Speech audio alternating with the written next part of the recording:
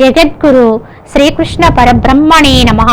శ్రీ శ్రీ శ్రీ విద్యాప్రకాశానందగిరి స్వామి పాదుకాభ్యాం నమః. శ్రీరామకృష్ణ గురు పాదుకాభ్యాం నమః. ప్రేమపూర్వక ఆత్మ నమస్కారములు.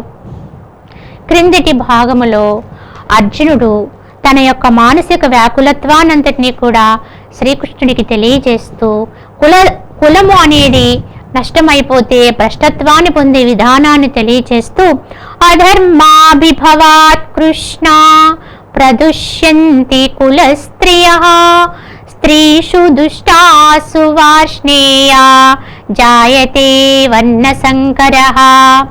కృష్ణ, అధర్మము ప్రబలినచో కుల స్త్రీలు చెడుదురు, స్త్రీలు చెడిపోయినచో జాతి సంకరము ఏర్పడుచున్నది కదా.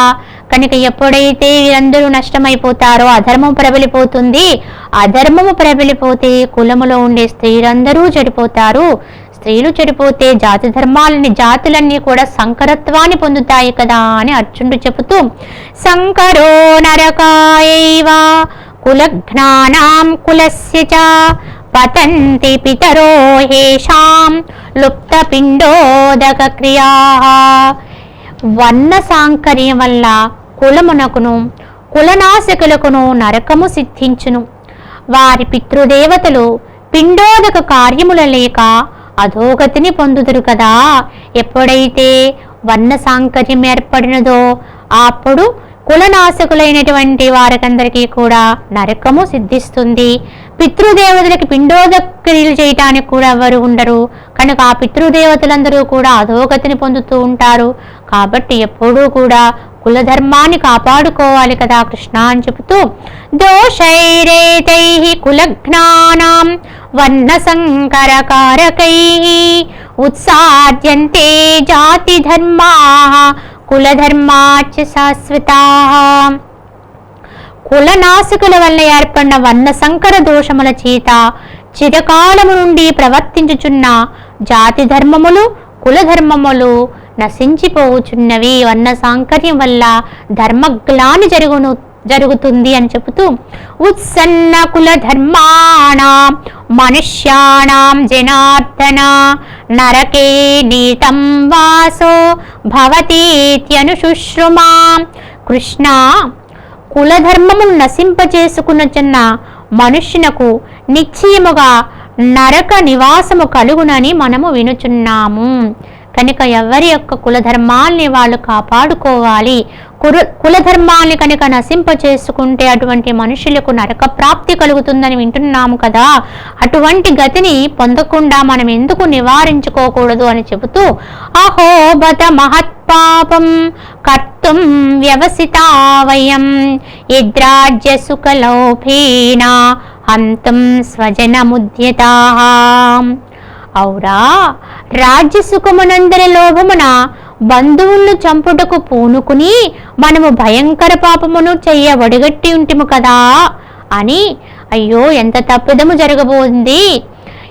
ఈ యొక్క రాజ్యసుఖమునందలి కాంక్ష చేత లోభత్వము చేత ఇలా బంధువులే చంపుకోవడానికి పూనుకుని మహాభయంకరమైన పాపము చేయటానికి కూడా సమకూడి ఉన్నాము కదా అని అనుకుంటూ యది మామ ప్రతీకారం అశస్త్రం శస్త్రపాణయః ధార్తరాష్ట్రారణే హన్యుః తన్మే క్షేమతరం భవేతు. నిరాయుధుడనై ఎట్టి పదులు చేయకున్న నన్ను ఆయుధదారులైనటువంటి కౌరవులు యుద్ధమునందు చంపినప్పటికీ అదియే నా పాలిట మంచిదనుకుంటాను అంటున్నాడు అర్జునుడు. కనుక నేను అస్త్ర సన్యాసము చేసి ఉన్నాను, గాంధీవాని కింద జార విడిచి ఉన్నాడు. అటువంటి నిరాయుధుడైనటువంటి నన్ను అస్త్రాలను ధరించి ఉన్నటువంటి ఒకవేళ కౌరవులందరూ ఒక్కొమ్మడిగా నా మీద పడి నన్ను వధించినప్పటికీ కూడా నాకు అదే చాలా ఉత్తమంగా భావిస్తాను, మంచిదనుకుంటాను. ఎందుకంటే ఇంతమందిని చంపడం అనేటువంటి పాపము నాకు అంటకుండా ఉంటుంది కదా అని చెప్పి అర్జునుడు సమర్థించుకుంటున్నాడు. ఈ విధముగా అర్జునుడు ఒకదాని వెంట ఒకటి ధర్మ పన్నాగాలను చెబుతూ తనకు తెలిసినటువంటి ధర్మానంతటినీ కూడా కృష్ణుని ముందు వివరించుకుంటూ ఉన్నాడు. ఆ విధంగా చెబుతుంటే అర్జునుడు సంజయుడు ఇలా అంటున్నాడు. సంజయ ఉవాచ ఏవముక్త్వా అర్జునః సంఖ్యే రథోపస్థ ఉపావిశతు విసృజ్య ససరం చాపం శోక సంవిఘ్నమానసః. సంజయుడు చెప్తున్నాడు, అర్జునుడు ఈ విధముగా చెప్పి దుఃఖ పీడిత చిత్తుడై ధనుర్బాణములను పాడవేచి రణరంగమున రథములో వెనుక తట్టు చతికిలపడిను. చూడండి, ఎంత గొప్ప వీరుడో, ఎంత దీనస్థితిని పొందాడో గమనించాలి. ఏ విధంగా ఉన్నాడు అర్జునుడు?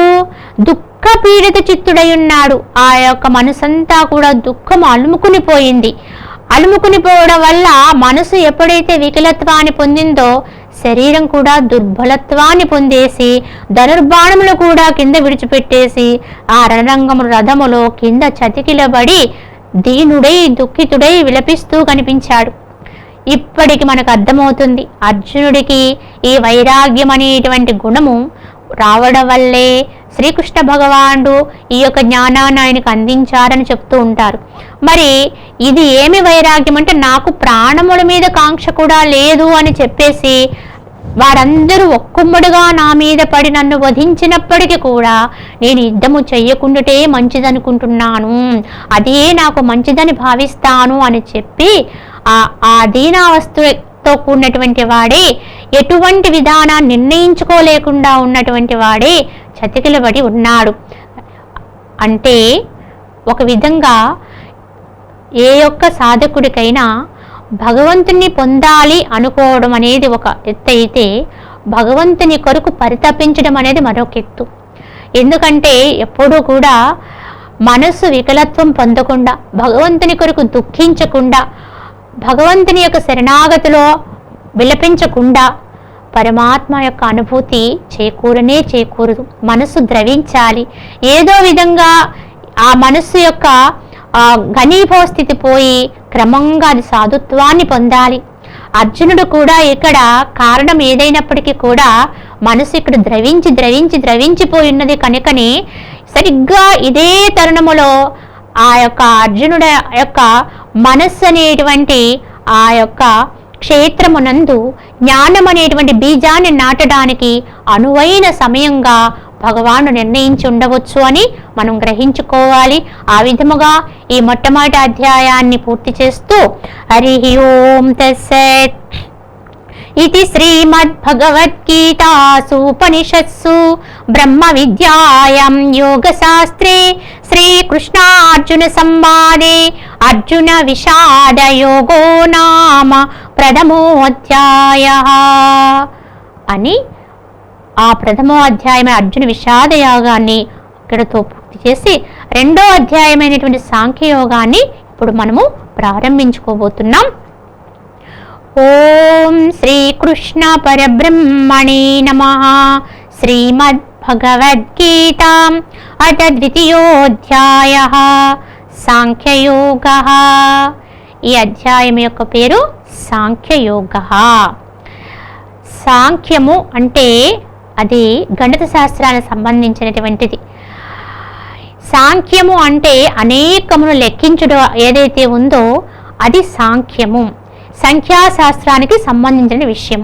అంటే ఈ జగత్తులో ఉండేటువంటి అనాత్మల్ని లెక్కించుకుంటూ పోతే అవి అనేకములుగా ఉంటాయి. అనాత్మలు అంటే ఆత్మకు అన్యమైనవి అన్నీ కూడా అనాత్మలే. ఆత్మకు అన్యమైనటువంటి మనము ఆత్మకు అన్యము అంటే ఈ కంటితో ఏదైతే చూస్తూ ఉన్నామో, ఈ ఇంద్రియాలతో ఏవైతే అనుభవిస్తున్నామో అవన్నీ అనాత్మలే.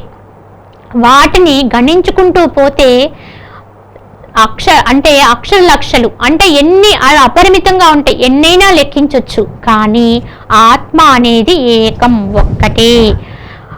ఆ ఒక్కటిలో ఈ అనాత్మలన్నీ లయమైపోయినప్పుడే ఏకం అవుతాయి. అంటే అనాత్మలన్నీ ఎప్పుడైతే లయించిపోతాయో ఆత్మ ఒక్కటే శాశ్వతమైనటువంటి పరతత్వాన్ని అనుభూతిని చెందగలుగుతాం. కనుకనే అటువంటి జ్ఞానపూర్వకమైనటువంటి విధానాన్ని తెలియచేసేటువంటి అధ్యాయము కనుక ఈ అధ్యాయానికి సాంఖ్యయోగం అనేటువంటి పేరు పెట్టారు శ్రీ వేదవ్యాస మహర్షి. కనుకనే ఇది సాంఖ్యయోగము అయినది. ఈ సాంఖ్యయోగాన్ని ప్రారంభిస్తూ సంజయుడు ఇలా చెప్తున్నాడు. సంజయ ఉవాచ తం తథా కృపయావిష్టం అశ్రుపూర్ణాకులేక్షణం విషేదంతమిదం వాక్యం ఉవాచ మధుసూదన. సంజయుడు చెప్తున్నాడు, ఓ ధృతరాష్ట్ర మహారాజా వినుము. ఆ ప్రకారముగా కన్నుల నిండా నీరు నింపుకుని జాలితో దుఃఖించుచున్న అర్జును చూచి శ్రీకృష్ణుడు ఈ విధముగా చెప్పదొడింగిను. శ్రీకృష్ణుని సంబోధిస్తూ ఆ పలుకుతూ మధుసూదన అనేటువంటి పదాన్ని వాడాడు ఇక్కడ సంజయుడు. మధుసూదన, మధు అంటే తేనె, ఆ తేనెను సూదనము చేసేవాడే మధుసూదనుడు. అయితే ఇక్కడ మనము గమనించుకోవాల్సిన సాధకుడుగా ఈ భౌతికములో ఉండేటువంటి భోగ్య భాగ్య వస్తువులన్నీ కూడా మధువలే అనిపిస్తే, తేనెలా అనిపిస్తూ ఉంటాయి. వాటిని ఇంకా ఇంకా అనుభవించాలనేటువంటి భ్రాంతినే పెంచుతూ ఉంటాయి. కానీ వాటిని ఎవడైతే వైరాగ్య భావంతో తెగదించగలుగుతాడో, వాటి పట్ల ఉండే మోహాన్ని సక్తతని విడిచిపెట్టగలుగుతాడో వారికే ఈ మధుసూదనుడు లభిస్తాడు, మధుసూదనత్వము కలుగుతుంది అని దాని యొక్క అంతరార్థమై ఉన్నది. ఆ విధంగా చెప్తూ సంజయుడు ధృతరాష్ట్రునితోటి వినుము, ఎలా ఉన్నాడు అర్జును యొక్క పరిస్థితి. కన్నుల నిండా నీరు నింపుకున్నటువంటి వాడే జాలితో దుఃఖిస్తున్నటువంటి అర్జును చూచి ఇలా అంటున్నాడు శ్రీకృష్ణ భగవానుడు. శ్రీ భగవానువాచ కుతస్త్వా కస్మలమిదం విషమే సముపస్థితం అనార్యజుష్టమస్వర్గ్యం అకీర్తికరమర్జున. ఇక్కడే మొట్టమొదటి శ్రీకృష్ణుడు పలికినటువంటి పలుకిది. ఇప్పటి వరకు ఆయన ఏమీ మాట్లాడలేదు కనుక ఆయన మాట్లాడబోతూ మొట్టమొదటి ఏమంటున్నాడు, అర్జున, ఆర్యులకు అనర్హమైనదియు నరకదాయకమును అపకీర్తికరమైనటువంటి ఈ నీచ ప్రవృత్తి ఈ సంకట కాలమున నీకు ఎక్కడ నుంచి దాపురించినది అర్జున అని ప్రశ్నిస్తున్నాడు. ఆర్యులకి అనర్హమైనటువంటిది. ఆర్యులు అనార్యులు లోకములో రెండే రెండు జాతులు ఉన్నాయట, ఆర్య జాతి అనార్య జాతి. అంటే మంచి చెడ్డ అని రెండు ఎలా ఉన్నాయో అలాగే ఆర్యులు అనార్యులు. మంచి మార్గమున పోవారు, చెడ్డ మార్గమున పోవారు, సన్మార్గగాములు అలాగే దుష్ట మార్గ గాములు. ఈ విధంగా రెండు మార్గాల్ని నిర్దేశించేది ఈ మంచి చెడ్డలు. కనుక ఎప్పుడూ కూడా ఆర్య జాతికి చెందిన మంచివారమైనటువంటి వారికి అది తగనటువంటిది నీచ వృత్తి. ఇప్పుడు నీవు దుఃఖిస్తున్నావే, ఈ విధంగా నేను యుద్ధము చెయ్యను అని విలిపిస్తున్నావే, అది ఆర్యులకు కూడినటువంటి పని కాదు. ఇటువంటిది నరకాన్ని కలిగించేటువంటిది మరియు అపయశస్సు అంటే అపకీర్తిని కలిగించేటువంటి ఈ నీచమైనటువంటి ప్రవృత్తి ఈ సంకట కాలమున అంటే ఏంటి, అప్పుడు సరిగ్గా ఇంక యుద్ధానికి కొద్ది నిమిషముల ముందుగా, ఇంక కొద్ది నిమిషములైతే యుద్ధం ప్రారంభమయ్యే సమయములో నీకు ఇప్పుడు ఎక్కడి నుంచి దాపురించినది అర్జున అని శ్రీకృష్ణుడు ప్రశ్నిస్తూ క్లైబ్యం మాష్మగమః పార్థ నైతత్వయుపపద్యతే క్షుద్రం హృదయ దౌర్బల్యం త్యక్తోత్తిష్ట పరంతప అంటూ, పార్థ, ఈ పేడితనమును విడనాడుము, ఇది నీకు తగదు. ఓ శత్రుమర్దన, తుచ్చమైనటువంటి మనోదౌర్బల్యమును వదిలి యుద్ధమునకు లెమ్ము అన్నారు. అంటే ఇక్కడ అర్జునుని ఏమని ఆయన సంబోధించారంటే, పార్థ అంటే కుంతీపుత్రుడు అయినటువంటి నీవు పార్థుడు అయ్యుండి కూడా పేడితనాన్ని పొందుతున్నావు. పేడితనం ఏమిటి? ఆయన ఇంతవరకు కూడా విరాట్ రాజు కొలువులో ఉన్నప్పుడు అజ్ఞాతవాసములో తన యొక్క రూపాన్ని దాచుకోవడానికి ఎప్పుడో తనకి దేవేంద్ర లోకములో ఆ యొక్క ఊర్వశి ఇచ్చినటువంటి శాపాన్ని వినియోగించుకున్నటువంటి వాడే పేరుతనాన్ని అనుభవించి బృహన్నల అనే పేరుతో ఉత్తరకు ఆ నాట్యాన్ని నేర్పించడం జరిగింది. కనుక ఇప్పుడిప్పుడే నువ్వు ఇంకా పేరుతనాన్ని విడిచిపెట్టినట్టు లేవు, ఆ వాసనలు ఇంకా పోయినట్టు లేవు, కనుక ఆ పేరుతనాన్ని విడిచిపెట్టు అని చెప్పి అతనికి హెచ్చరిస్తూ, ఇది నీకు తగదు ఓ శత్రుమర్దన, తుచ్చమైనటువంటి మనోదుర్బలత్వాన్ని కలిగించేటువంటి లక్షణాన్ని విడిచిపెట్టి వెంటనే నీవు వాటిని విడిచిపెట్టేసి యుద్ధమునకు లెమ్ము అని చెప్పి అతన్ని ఉత్సాహపరుస్తున్నాడు శ్రీకృష్ణ భగవానుడు. అయితే కృష్ణుని యొక్క ఆ మాటలు విన్నటువంటి అర్జునుడు ఏమంటున్నాడు, ఇక్కడ కూడా మనము గమనించుకోవాలి. ఇంతకీ అర్జునుడు మరలా ఇలా చెప్తున్నాడు, కదం భీష్మమహం సంఖ్యే ద్రోణంచ మధుసూదన ఇషుభిః ప్రతియోత్సామి పూజార్హావరిసూదన. అర్జునుడు చెప్తున్నాడు, కృష్ణ పూజనీయులైనటువంటి భీష్మ ద్రోణులను యుద్ధమునందు ఎదిరించి బాణములతో ఎట్లు కొట్టగలను? వాళ్ళు పూజ చేయడానికి సరిపోతారు, కానీ వాళ్ళని వధించడానికి ఎలా వీలవుతుంది? వాళ్ళు పూజనీయులు కదా, అటువంటి వారిని నేను బాణములతో ఎలా కొట్టగలను అని కృపతో దయతో గౌరవభావముతో ఉన్నటువంటి అర్జునుడు పలుకుతూ, గురు నహత్వాహి మహానుభావాన్ శ్రేయో భోక్తుం భైక్ష్యమపీహ లోకే హత్వార్థ కామాంస్తు గురూనిహైవ భుంజీయ భోగాన్ రుధిర ప్రదిక్తాన్. మహనీయులైనటువంటి గురువులను చంపుటం మాని ఈ లోకమున బిచ్చమెత్తి బ్రతుకుట మంచిది అన్నాడు. అటువంటి గురువులను, తాతలను, పెద్దలను చంపుకోవడం కంటే కూడా ఈ లోకములో భిక్షమెత్తుకోవడమే ఉత్తమం అనిపిస్తుంది కృష్ణ. వారిని వధించి వారి నెత్తుడితో తడిచినటువంటి ఈ అర్ధకామ భోగాల్ని నేను ఎట్లు అనుభవించగలను అని చెప్పి అర్జునుడు తపన పడిపోతున్నాడు. నచైతదిద్మః కతరన్నో గరీయో యద్వా జయేమయ దివానో జయేయు యానేవ హత్వా న జిజీవిషామః తేవ స్థితాః ప్రముఖే ధార్తరాష్ట్రాః. అప్పుడు అర్జునుడు అంటున్నాడు, ఈ యుద్ధము చేయడం అనేది మంచిదో లేదా చెయ్యకపోవడం అనేది మంచిదో నాకు తోచుటలేదు. మనము జయించడమో లేక వారే జయించుదురో ఇక్కడ మనకి తెలియదు.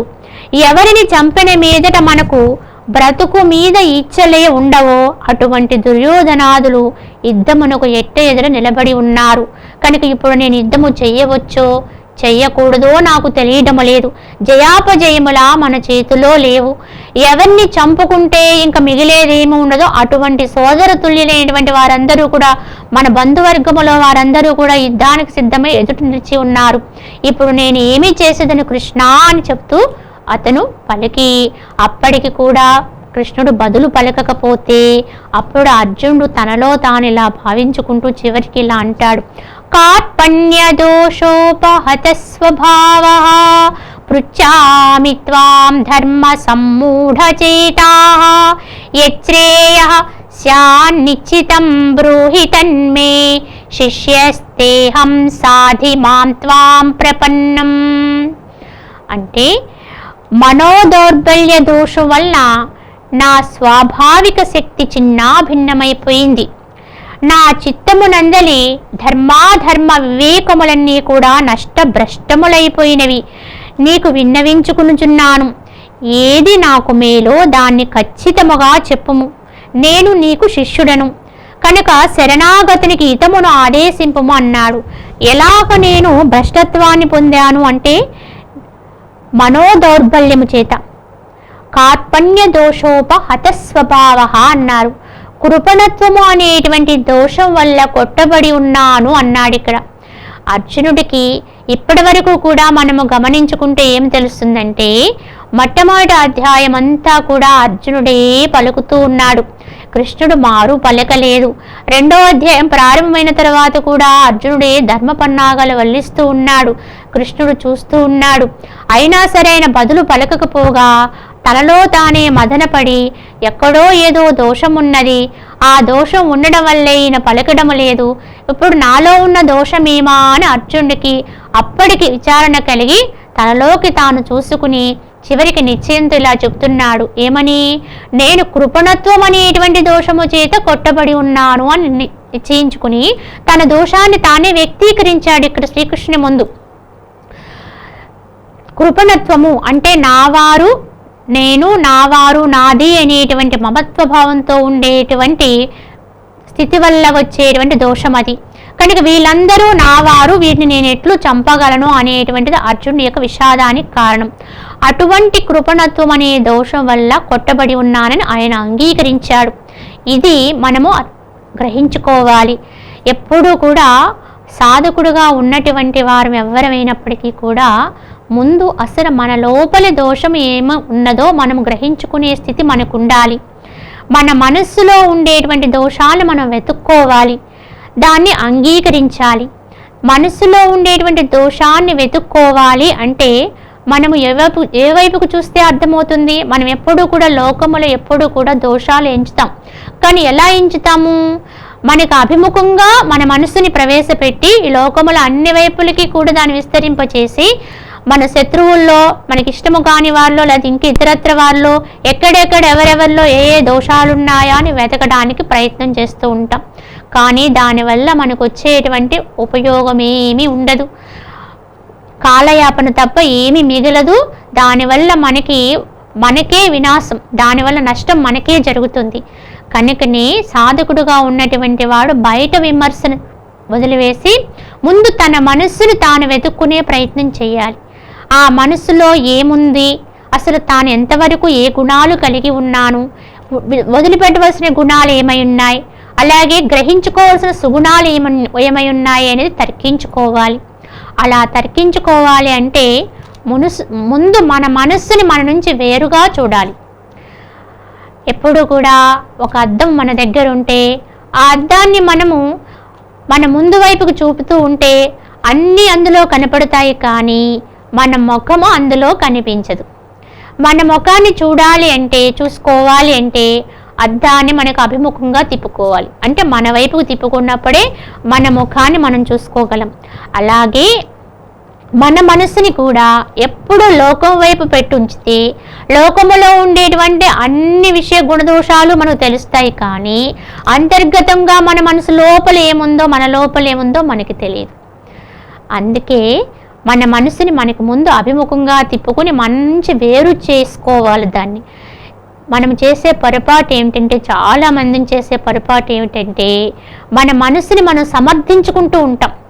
మనలో ఉండే దుర్గుణాన్ని మనమే కప్పెట్టుకుంటూ ఉంటాం. ఇది ఉండొచ్చు, పర్వాలేదు, కనుక నాకు కోపము లేనే లేదు, ఉన్నా నేను దాన్ని ఎవరి మీద కూడా దాన్ని చూపించను, నేను చాలా శాంతంగా ఉంటాను, ఇలా లేకపోతే నాకే అసూయ లేదు అని దుర్గుణాలు ఎవరం కూడా నేను చెడ్డవాణ్ణని ఎవరం చెప్పుకోం. ఎవరం కూడా నేను మంచివాణ్ణి అని అహంతోటే ఉంటాం. ఇలా ఉన్నంతకాలం నిజంగా మన లోపల ఉండేటువంటి ఆ దుష్ట గుణాలు మనం వెతికి పట్టుకోలేం.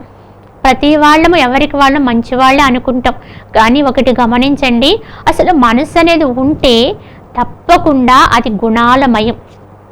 ఏదో ఒక గుణం ఉంటుంది అందులో. గుణము లేకుండా అసలు మనసే ఉండదు. కనుక సత్వగుణము, రజోగుణము, తమోగుణం, 3 గుణాల యొక్క కలయికే మనస్సు. కానీ ఆ మనస్సుని మనం ఎప్పుడు దాచుకోవడం వల్ల అసలు ఏ గుణం ఎంతుందో మనము తెలుసుకోలేం. అలా తెలుసుకోనంత వరకు మనలో పరివర్తన అనేది జరగదు, మనలో మార్పు రాదు. మన మనస్సులో ఉండే గుణాల్ని మనము కప్పెట్టుకున్నంతసేపు, మన మనస్సుని మనం అణిచి, అంటే బయట వాళ్ళకి మంచి వాళ్ళగా నటిస్తే దానివల్ల నష్టపోయేది మనమే. కనుకనే మనం ఏం చేయాలి, మన మనస్సుని వీలైనంత వరకు శుద్ధపరచుకోవాలంటే దాన్ని ఎప్పుడూ కూడా దాన్ని చదవటం అనేది నేర్చుకోవాలి. దాన్ని చదవాలంటే ఒక పుస్తకాన్ని ఎలా అయితే మనం ముందు పెట్టుకుని చదవడానికి ప్రయత్నిస్తామో అలానే మన మనసుని కూడా మనకి అభిముఖంగా తిప్పుకోవాలి. ఎప్పుడు మన ముందుగా దాన్ని పెట్టుకుని ఏ గుణం వచ్చింది, యథార్థముగా నాకు ఇది ఇలా అనిపిస్తుంది, కోపం వచ్చింది అని తెలిస్తే కోపం అదే పోతుంది. అసలు వచ్చింది అనే విషయాన్ని అంగీకరించకపోతే అది ఎప్పుడూ లోపలే ఉంటుంది. అలా మనం దాన్ని చదువుకుని అప్పుడు నెమ్మదిగా ఆ ఉండే వాటిని ఉంచుకుని లేదా తెచ్చుకునే వాటిని తెచ్చుకునే ప్రయత్నం చేయాలి. ముఖ్యంగా మనసులో ఉండేటువంటి అవగుణాల్ని, మానవులుగా ఉన్నాం కనుక తప్పకుండా ఉంటాయి, మనసుంది కనుక ఉండటం పొరపాటు కాదు, ఉన్న వాటిని దాచుకోవడమే పొరపాటు. ఆ ఉన్న వాటిని ఎవరి ముందు, కనీసం భగవంతుడి ముందు, గురువుల ముందు, పెద్దల ముందు తప్పకుండా వారి నుంచి మనం హితం పొందుతాం అనుకున్నప్పుడు వాటిని అంగీకరించాలి. అంగీకరిస్తేనే మనం వాటి నుంచి విడుదల పొందగలుగుతాం. మనలో మార్పు అనేది రావడానికి అసలు మూల కారణం అదే ఉన్నది. ఎంతకాలమున్నా బయటవన్నీ నేర్చుకుంటాం, అన్నీ తెలుసుకుంటాం, కానీ మనం మాత్రం ఇలానే ఉండిపోతాం. కారణం ఏంటి? మన మనసుని సంస్కరించుకోలేకపోతున్నాం. దాంట్లో ఉండేటువంటి ఉండకూడని తత్వాన్ని మనం ఏరడానికి అనువుగా తయారు చేసుకోవట్లేదు. దాన్ని ఇంకా దాచుకుని అట్లా ఉంచుకుంటే ఎంతకాలం ఉన్నా అది సంస్కరింపబడదు. ఈ విధంగా మనము అర్జునుడు చేసినటువంటి ప్రయత్నములో ఉండేటువంటి సుగుణాన్ని ఇక్కడ తెలుసుకోవాలి. అర్జునుడు గొప్ప విచారణ కలిగినవాడు, అంతో ఇంతో జ్ఞానం కలిగిన వాడు కనుకనే వెంటనే తన తప్పిదాన్ని తను గుర్తించి ఇప్పటి వరకు నేను ఇన్ని పలికినా భగవానుడు ఒక్క మాట పలకలేదు కృష్ణుడు. అంటే నేను ఏవో ధర్మపన్నాలు చెప్తున్నానే తప్ప అందులో పస లేదన్నమాట. అందుకే ఆయన ఏమీ మారు పలకడం లేదు. దోషం ఎక్కడో ఉంది, తన మనసులోనే ఉంది. దాన్ని కనిపెట్టుకున్నాడు. ఏమి దోషంతో కొట్టబడి ఉన్నాను ఒప్పుకున్నాడు? తత్వం అనేటువంటి దోషముతో కొట్టబడి ఉన్నాను కనుక నాకు ఇప్పుడు ఏమి చేయాలో ఏమి చేయకూడదో ధర్మాధర్మ వివేకమంతా కూడా నష్టభ్రష్టమైపోయి ఉన్నది కనుక నేను నీకు విన్నవించుకుంటున్నాను. కనుక ఏది నాకు మేలో నిశ్చయించి దాన్ని ఖచ్చితముగా చెప్పు. నువ్వు ఇది చెయ్యి అంటే నేను ఇప్పుడు అది చేస్తాను. కనుక యుద్ధము చేయడం మంచిదా, చెయ్యకుండుట మంచిదా నిర్ధారణ చేసి చెప్పు. అప్పుడు కూడా ఆయన పలక కనుక ఆయన ఏమంటున్నాడు? శిష్యస్తేహం సాధిమాంత్వం ప్రపన్నం, నేను నిన్ను శరణు వేడుతున్నాను, శరణాగతున్నవుతున్నాను. నన్ను నీ శిష్యుడుగా భావించి నువ్వు ఏది చెయ్యమంటే అది చేయడానికి సిద్ధంగా ఉన్నాను అన్నాడు. ఈ ఒక్క మాట చాలు. అర్జునుడు యొక్క ఈ ఒక్క మాట వల్లే భగవానుడు ఇంత జ్ఞానాన్ని అందించారు. నిజంగా మనందరి తరపున అర్జునుడు ఇక్కడ వకాల్తా తీసుకున్నాడు. ఈ విధంగా కనుక అలనాడు అర్జునుడు అంగీకరించి ఉండకపోతే, ఈ విధంగా చెప్పి ఉండకపోతే భగవానుడు ఈ జ్ఞానాన్ని మనకిచ్చి ఉండేవారు కాదు. కనుక ఇక్కడ ఒక్కసారి మనం అర్జునుడి కృతజ్ఞతలు చెప్పుకోవాలి. కనుకనే ఈ జ్ఞానం మనకి అందినది. కనుక అలా ఆయనకి శరణవుతూ అర్జునుడు ఇలా చెప్తున్నాడు, శరణాగతి నుంచే సర్వము లభ్యమవుతుంది. కనుక భగవానుడికి ఎప్పుడైతే అర్జునుడు శరణయ్యాడో ఆయనకి ఇంకెక్కడా కూడా అపజయము లేనటువంటి, అంటే అంతరములోనూ భౌతికంలోనూ కూడా అపజయము లేని స్థితికి ఎదిగాడు ఆయన. మరలా ఇలా అంటున్నాడు అర్జునుడు, నహి ప్రపశ్యామి మమాపనుద్యాత్ యచ్చోకముచ్చోషణమింద్రియాణం అవాప్య భూమావసపత్నమృద్ధం రాజ్యం సురాణామపి చాధిపత్యం. ఎదురులేని చక్రవర్తి పదవి లభించినప్పటికీ, సురలోక సామ్రాజ్యము దొరికినను ఇప్పుడు నా సర్వేంద్రియమును వేపితునుచున్నటువంటి ఈ దుఃఖము చల్లారేలే లేదు కృష్ణ అంటున్నాడు. చూడండి ఆ తాపము ఎంత గొప్పదో ఇక్కడ వర్ణించాడు. అంతరములో పుట్టినటువంటి మనసులో పుట్టిన ఆ తాపము శరీరాన్ని కూడా తప్పించేటట్టుగా చేస్తుంది.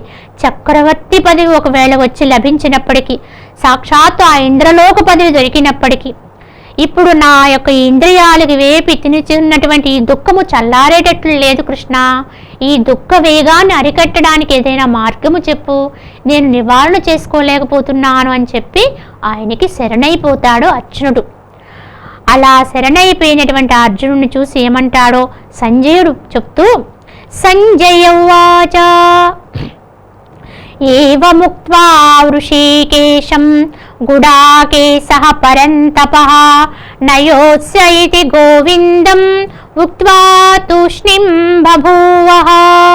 సంజయుడు చెప్తున్నాడు, ధృతరాష్ట్ర మహారాజా, అర్జునుడు ఈ విధముగా శ్రీకృష్ణునితో చెప్పి యుద్ధమును మాని మిన్నక కూర్చుండెను. కనుక ఈ విధంగా శరణై మాట్లాడకుండా కూర్చున్నాడు. అప్పుడు ఏమైంది? తమువాచ వృషీకేశః ప్రహసన్నివ భారత సేనయోరుభయోర్మధ్యే విషీదంతమిదం వచః. భరత కులదీపక, తర్వాత విషయమును వినుము. ఉభయ సేనల మధ్య విలపిస్తున్నటువంటి అర్జున్ని చూచి నవ్వు మొగమున శ్రీకృష్ణుడు ఇట్లు పలికెను అన్నాడు. ఈ విధముగా అర్జునుడు శోకాకులుడై దుఃఖిస్తూ ఆ యొక్క రెండు సేనల మధ్య విలపిస్తున్నటువంటి వాడే కూర్చున్న అర్జునుడు చూచి శ్రీకృష్ణుడు చెప్తున్నాడు. ఎలా చెబుతున్నాడు? నవ్వు మొగమునా. అంటే అజ్ఞానికి జ్ఞానికి ఉండేటువంటి వ్యత్యాసాన్ని ఇక్కడ మనకి ఈ ఒక్క పదం ద్వారా గమనించుకోవచ్చు. ఇప్పటి వరకు అర్జునుడు విలపించడమే పనిగా ఉంది. అర్జునుడి విషాదయోగం అంతా ఆయన విలపించడమే. కానీ అంత విలపిస్తున్నటువంటి అర్జునుడు చెంత ఉన్నటువంటి శ్రీకృష్ణుడు మాత్రము ఇప్పుడు ఎలా చెప్తున్నాడు? నవ్వుచున్నటువంటి వాడే దరహాసముతో చెప్తున్నాడు. సహజంగా లోకములో ఎవరైనా విలపిస్తూ ఉంటే వారి చెంత ఉన్న వారికి కూడా దుఃఖం వస్తూ ఉంటుంది. కానీ ఇంతగా దుఃఖిస్తున్న అర్జునుడు చెంత ఉండి ఆయనకి బంధువు హితుడై ఉన్నటువంటి శ్రీకృష్ణుడు చెంతనే ఉండి కూడా ఆయన విలపిస్తున్నందుకు ఆయనకు ఊతగా మాత్రము ఆయన ఏ విధంగానూ ప్రవర్తన చేయలేదు. పైపెచ్చు నవ్వుతున్నవాడే చెప్తున్నాడు. కనుకనే అక్కడ అర్జునుడు అజ్ఞానంతో ఉన్నాడు, శ్రీకృష్ణుడు జ్ఞానస్వరూపుడు. అజ్ఞాని దుఃఖము, జ్ఞానికి నవ్వులాట. చిన్నపిల్లవాడు తెలియక చేసినటువంటి చేష్టలు పెద్దవాళ్ళకి ఎలా అయితే నవ్వులాటగా ఉంటాయో అర్జునుడి యొక్క చర్యలు కూడా శ్రీకృష్ణునికి కూడా అదే విధముగా నవ్వు కలిగించాయి. కనుకనే ఆయన దరహాసము చేస్తూ నవ్వుతూ చెప్తున్నాడు ఈ విధంగా. అందుకే లోకంలో కూడా మనం ఇదే గమనించుకోవాలి. ఈ లోకములో ఉండేటువంటి అందరి యొక్క విషాదము కూడా అజ్ఞానమును కూడుకునే ఉంటుంది. ఏవో కారణాల వల్ల వచ్చే దుఃఖాలై ఉంటాయి. కానీ జ్ఞానం కలిగిన వారు వారి చెంతకు వెళ్ళి వారితో పాటు విలిపించడం అనేది ధర్మం కాదు. అక్కడ అంతో ఇంతో వారికి ధైర్యం చెప్పి ఆత్మస్థైర్యాన్ని ఇచ్చి ఆత్మజ్ఞానాన్ని వాళ్ళకి ఎరిగించి వాళ్ళ దుఃఖాన్ని వాళ్లే పోగొట్టుకోవడానికి మార్గాన్ని అయితే చూపించాలి తప్ప దుఃఖించడానికి కారణం ఏమిటని విచారించకుండా ఎవరు ఏ విధంగా దుఃఖించినా వాళ్ళకి మనం కూడా వత్తాసు పలికితే ఇంకా ఎప్పటికీ ఆ దుఃఖరాహిత్యం అనేది జరగదు. కనుక జ్ఞానము కలిగిన మహనీయులు ఎప్పుడూ కూడా అజ్ఞానులు దుఃఖాన్ని పోగొట్టడానికి అంకణబద్ధులై ఎప్పటికప్పుడు ప్రయత్నిస్తూ వాళ్ళ అంతరములో ఉండే దోషాల్ని తొలగించే ప్రయత్నం చేయాలి. ఈ విధమైన ప్రయత్నాన్ని మనకి భగవానుడు ఇప్పుడు ఇక్కడ ఈ గీతా జ్ఞానాన్ని అందించబోతూ మనకి అందరికీ కూడా, అంటే ఇక్కడ అర్జునుడు ఒక్కడే అక్కడ పాఠకుడు కాదు, అందరము పాఠకులమే. ప్రతి ఒక్కరం కూడా ఒకటి గమనించుకోవాలి. భగవద్గీత అనేది చదువుతున్నప్పుడు వింటున్నప్పుడు కూడా అర్జునుడు అనే పాత్ర అక్కడ ఉండకూడదు. అసలు అర్జునుడు నేనే అనుకోవాలి. ప్రతి ఒక్కరం కూడా అది నా కోసమే భగవానుడు చెప్పాడు, నేనే అక్కడ అర్జున్ని అని తీసుకుంటేనే అది మనకి ఆచరణాత్మకమవుతుంది, అది మనకి అనుభవాన్ని తెచ్చిపెడుతుంది.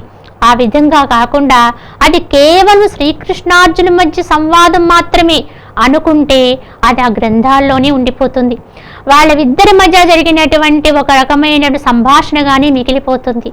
కనుకనే ఎవరికి వాళ్ళము అందరము కూడా మన కోసమే అది భగవానుడు అందించినటువంటి అమోఘమైనటువంటి జ్ఞానబోధ, అది మన యొక్క అజ్ఞానాన్ని మన దుఃఖాన్ని నశింపజేయటం కోసమే, ఈ లోకమునంతరినీ కూడా ఉద్ధరించడం కోసమే ఇచ్చినటువంటి జ్ఞానపూర్వకమైనటువంటి గని. దాన్ని మనం ఎవరెవరు ఎంతెంత పొందినా దానికి తరుగులేదు, దానికి తిరుగులేదు అనే సత్యాన్ని గమనించుకుని మన దుఃఖాన్ని మనం పోగొట్టుకుంటూ ఇంకా ఎంతమంది ఏవి లోకములో ఉండేటువంటి దుఃఖంతో కూడినటువంటి వారికి అంతో ఇంతో మనం కూడా వాళ్ళ దుఃఖాన్ని హరింపజేసే మార్గాన్ని ఎంతో కొంత వాళ్ళు తెలియచెప్తూ మన జన్మని మనం సార్థకం చేసుకోవాలి. అయితే అర్జునుడు ఈ విధంగా చెప్పిన తర్వాత శ్రీకృష్ణ భగవానుడు ప్రారంభించబోతూ ఉంటారు. ఇప్పుడు ఇక్కడి నుంచే మనకి గీతా జ్ఞానం అసలైనటువంటి దాన్ని ప్రారంభిస్తారు. ఈ విధంగా గీతకి మూల బీజ శ్లోకం అంటే ఇదే ప్రారంభం అనుకోవాలి.